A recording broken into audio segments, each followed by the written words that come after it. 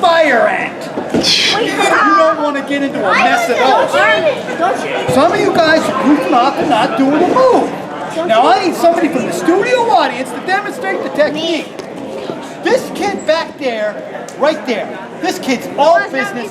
He's not goofing around. He is big time. Let's see what he's got. Where's your partner, pal? Right here. And here comes his partner. Another all business kind of a dude. Whizzer, seatbelt. Remove, replace, Whizzer. We have a fault. Let me see you go in front of the face though.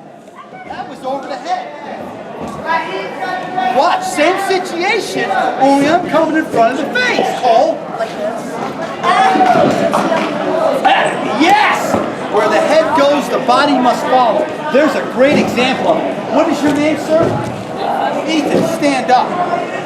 Very rare, hard to get double abrasion. That's what I got. Salamander status, say hello to Mud Puppy Salamander. Oh, right.